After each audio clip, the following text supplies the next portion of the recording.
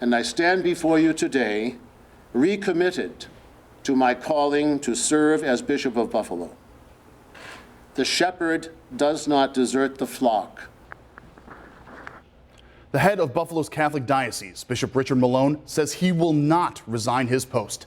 Good evening. Some Catholics and local politicians have called on the bishop to leave his position for what they call the mishandling of the clergy sex abuse scandal that has been rocking the church. But today, the bishop refused to do that, promising that, quote, now is the time for action. The bishop says he will establish a task force to examine church proceedings on the handling of sex abuse allegations. He also will establish a new Office of Professional Responsibility, whose mission will be to enforce the diocesan ethics. And finally, he said the diocese will cooperate with any investigation initiated by the State Attorney General's office or the district attorney.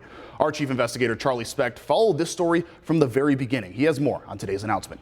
The embattled Bishop of Buffalo isn't going down without a fight. And I stand before you today recommitted to my calling to serve as Bishop of Buffalo. The shepherd does not desert the flock at a difficult time. Business, political, and religious leaders all called on Malone to step aside after a 7 Eyewitness News investigation revealed a continuing cover-up of sexual abuse allegations in the Diocese of Buffalo. My handling of recent claims from some of our parishioners concerning sexual misconduct with adults unquestionably has fallen short of the standard to which you hold us and to which we hold ourselves. We can do better. We will do better.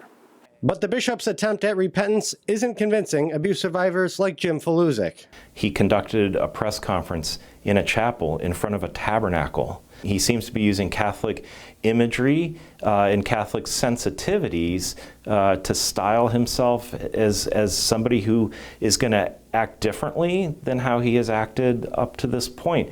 I regard this news conference today as shameless. Parishioners at St. Mary's in Swarmville were blindsided by allegations against their pastor, Robert Yetter, whom Malone allowed to remain pastor despite multiple allegations of abuse. Malone did not go out to the parish himself, instead sending Auxiliary Bishop Edward Gross to read a letter. My questions have not been answered.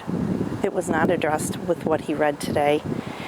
And I feel that this is just continuing a lie that's been going on for a long time. Buffalo Common Councilman Chris Scanlon released a statement saying Malone's speech, quote, only reinforces my belief that he is unfit to lead the Diocese of Buffalo. Scanlon referenced allegations against Father Art Smith, which Malone has still not addressed. I don't know what more it's going to take. It shouldn't take any more. The fact that he stood up today and defied the representatives of our citizens suggests he has no shame, he has no compassion, he isn't following his own moral compass up to this point. He should step aside. I am profoundly sorry for the pain this has caused you. For the I-Team, Charlie Specht, 7 Eyewitness News.